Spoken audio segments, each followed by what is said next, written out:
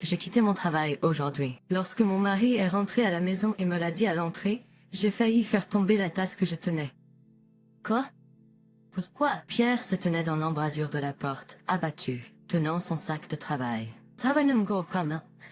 Et puis, mon patron était assez dur. En effet, Pierre travaillait tard récemment et il était clairement épuisé. Mais le quitter du jour au lendemain, je souhaitais que tu m'en aies parlé un peu avant. J'ai retenu le reste de ce que je voulais dire. Peut-être Pierre avait-il été poussé à ses limites avec sa charge de travail, mais il avait déjà démissionné, il était donc trop tard pour dire quoi que ce soit. Je comprends. Je suis sûre que tu trouveras un travail qui te conviendra mieux. Kat, je suis désolée de t'avoir inquiété. Je ferai de mon mieux pour trouver un nouvel emploi dès demain. J'ai souri, voulant soutenir Pierre pendant un certain temps. À ce moment-là, je n'ai pas réfléchi profondément à ce que cette situation allait durer longtemps. Je m'appelle Kate et j'ai 31 ans. Je travaille comme employée de bureau. Mes parents sont décédés quand j'étais jeune. Mes grands-parents qui m'ont élevé sont décédés avant que je me marie. Maintenant, les seuls membres de ma famille sont mon mari et moi, et mes beaux-parents qui vivent à proximité. Pierre et moi avons le même âge et nous sommes mariés depuis 3 ans. Nous n'avons pas d'enfants. Notre relation a été bonne. Nous avons passé beaucoup de temps ensemble depuis notre mariage, en nous comprenant et en nous aidant mutuellement. Toutefois, la situation a changé après que Pierre ait quitté son emploi. Cela fait environ 1 an que Pierre a quitté son emploi. En plus de mon travail régulier, j'ai commencé à faire des travaux de saisie de données à temps partiel qui m'ont occupé. La recherche d'emploi de Pierre n'a pas été aussi fructueuse que nous l'espérions.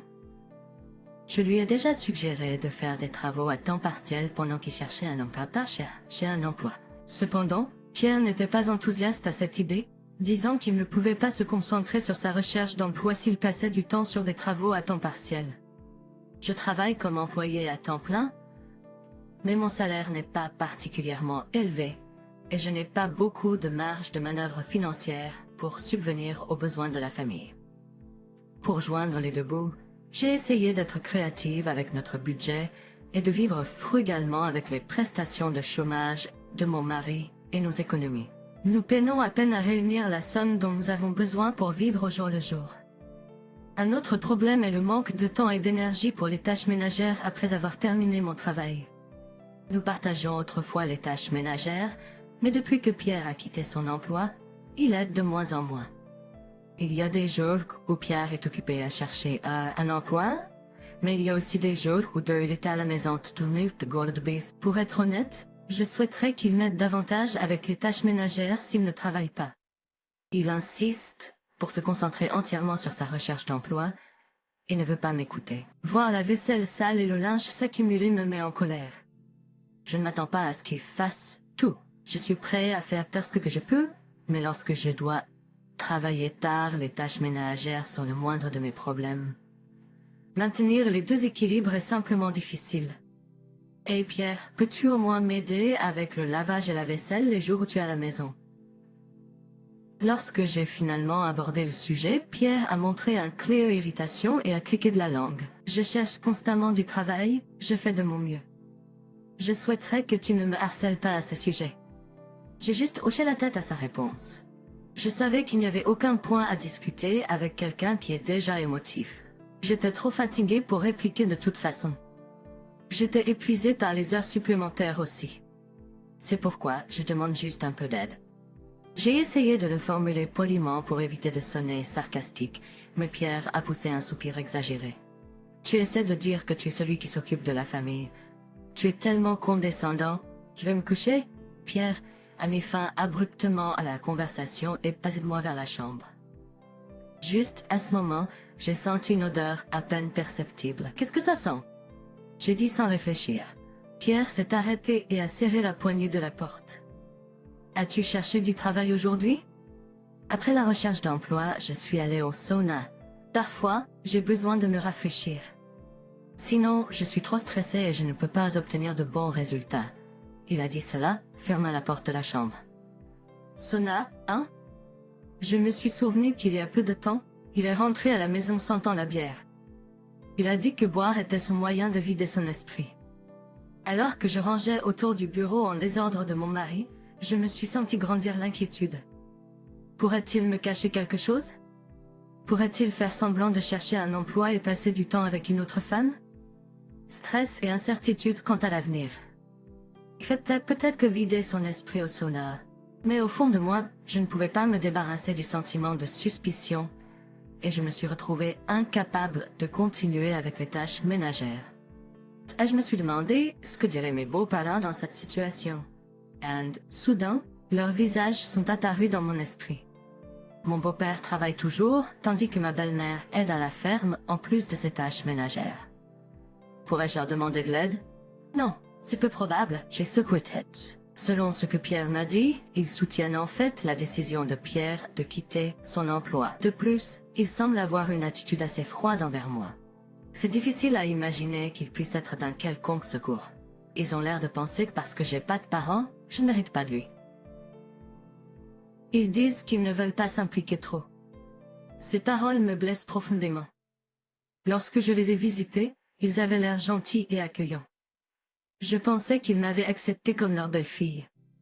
Mais avec le temps, Pierre me disait les choses négatives qu'il disait sur moi, et j'ai aussi choisi de garder mes distances. Même si notre relation était bonne, s'impliquer dans les affaires de beaux-parents dans les problèmes matrimoniaux n'est pas approprié. C'est pourquoi je dois affronter cela seule. Avec cette détermination, j'ai commencé à faire la lessive accumulée. Quelques jours plus tard, un matin ordinaire, je suis partie travailler. Alors que je me rendais à mon bureau, je me suis dit, j'ai un mauvais pressentiment aujourd'hui. Peut-être est-ce de la fatigue qui s'accumule. L'apparition soudaine de ce malaise, combinée à la météo morose, a entraîné un événement malheureux. Avant même de m'en rendre compte, c'était déjà trop tard. Mes pieds ont glissé et le monde autour de moi a tourné. Un grand bruit accompagné d'une douleur a traversé mon corps. La dernière chose que j'ai ressentie avant de perdre connaissance était une vive douleur à la cheville gauche. Lorsque je suis redevenue consciente, je me suis retrouvée allongée sur un lit d'hôpital. Vous avez glissé sur la petite fissure du parking et êtes tombé. Vous avez des ecchymoses sur tout le corps et une fracture de la cheville gauche. Vous devrez être hospitalisé pendant au moins un mois. L'intervention chirurgicale de votre cheville s'est bien passée. L'examen s'est bien passé et les blessures à votre tête ne sont que superficielles. Le docteur a souri et m'a dit que j'avais de la chance alors que le docteur quittait la pièce. Mon mari est entré dans la pièce et j'ai été surprise lorsque j'ai reçu un appel de votre bureau, Kate. Un de mes collègues m'a trouvé effondré dans le parking et a appelé une ambulance.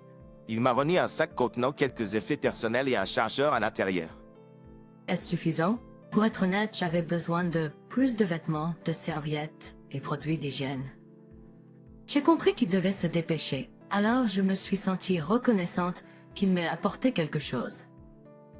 Je suis désolée de vous déranger. Si je boune, que chose d'autre je fasse? Bien sûr, pendant que vous êtes à l'hôpital, ma mère est à la maison, alors vous n'avez pas à vous en soucier. J'ai été surprise par ces paroles. Vraiment? Elle est chez nous? Je dois l'appeler et la remercier. Il a semblé perturbé et a continué à parler. Ce n'est pas grave, ne l'appelez pas, elle n'aime pas vous et elle pourra dire des choses que vous n'aimerez pas.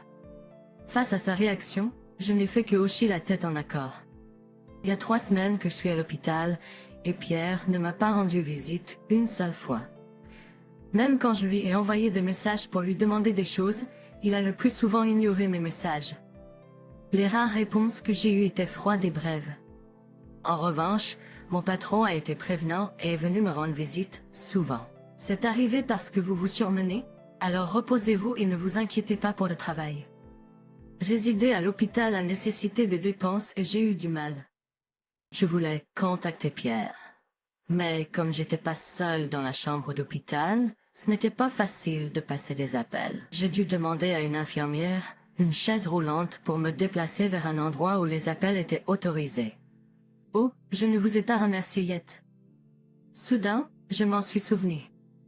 Malgré les conseils de Pierre, j'ai ressenti le besoin de vous remercier et de m'excuser. Je me suis un peu honte pour l'oubli.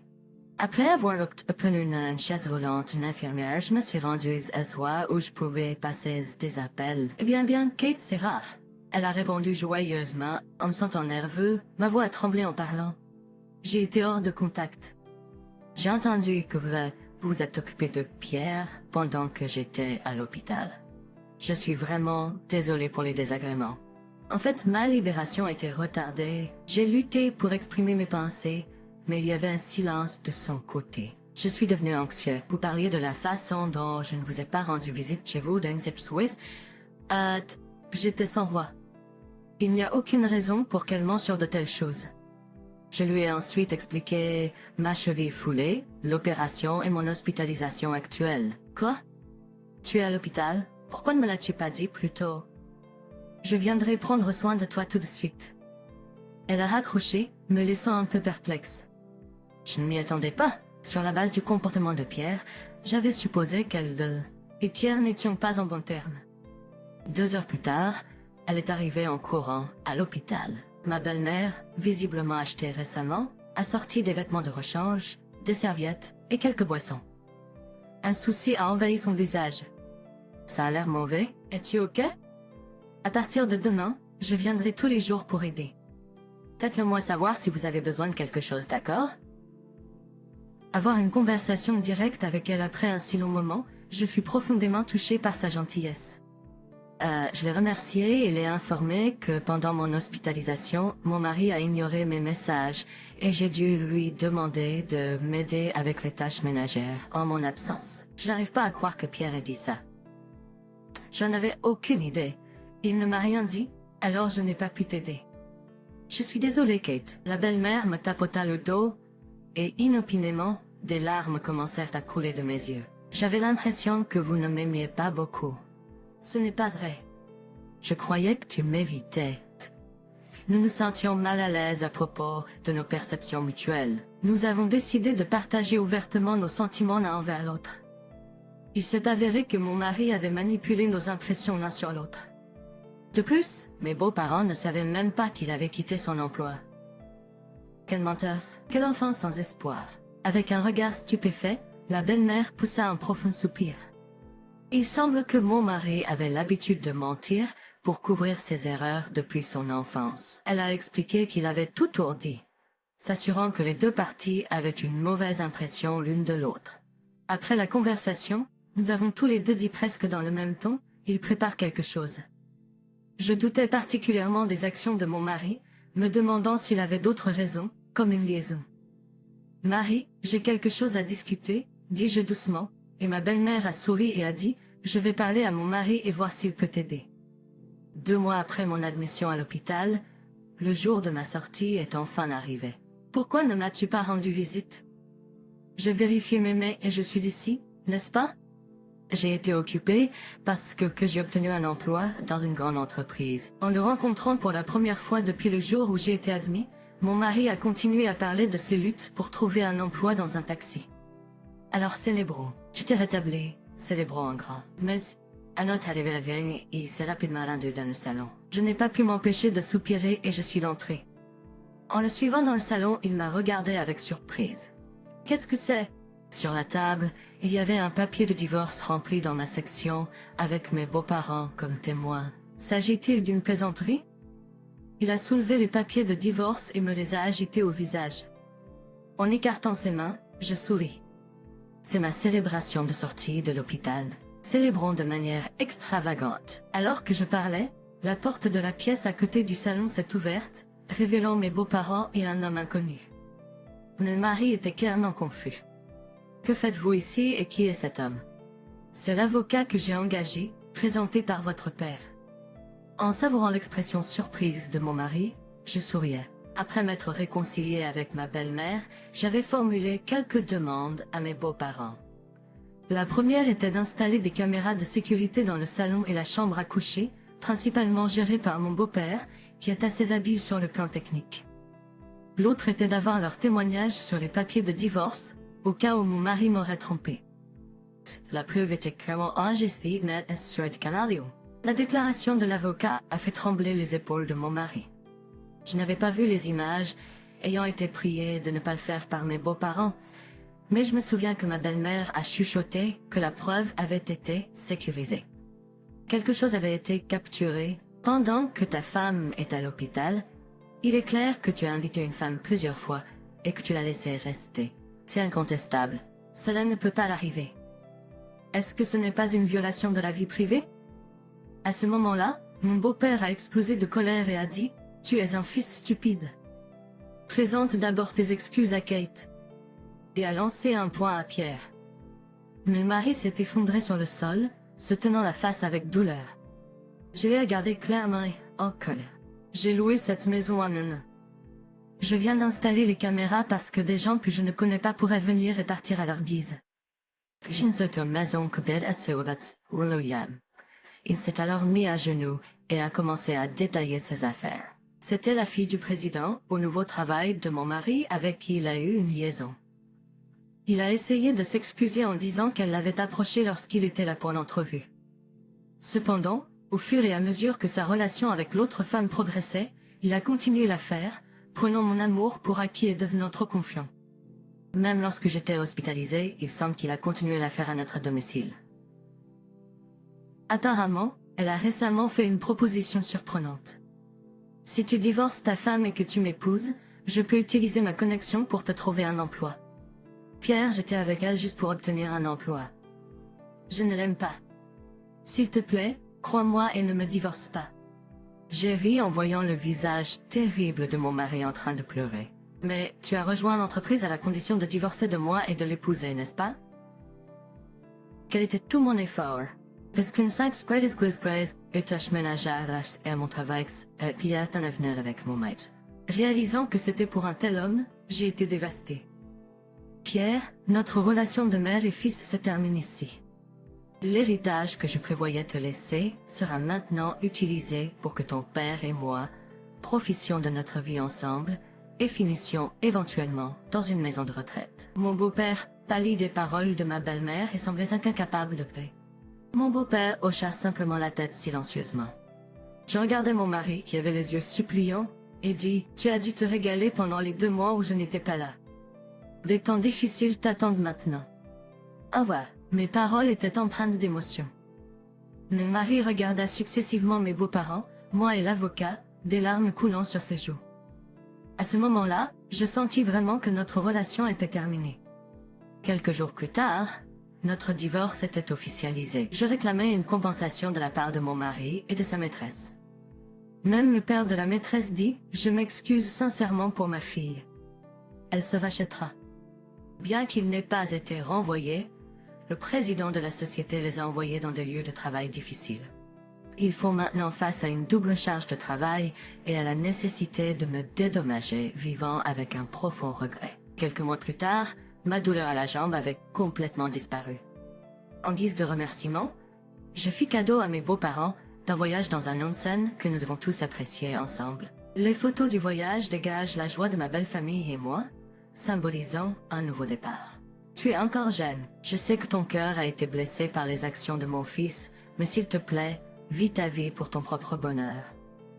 Pendant le voyage, les mots prononcés par ma belle-mère m'ont tellement ému aux larmes et ont laissé une marque profonde dans mon cœur. Bien que nous ne soyons plus une famille, je souhaite sincèrement leur bonheur et comme ils s'y attendent, je suis déterminée à trouver mon propre bonheur. Un nouveau chemin s'ouvre devant ma vie et je suis prête à l'emprunter.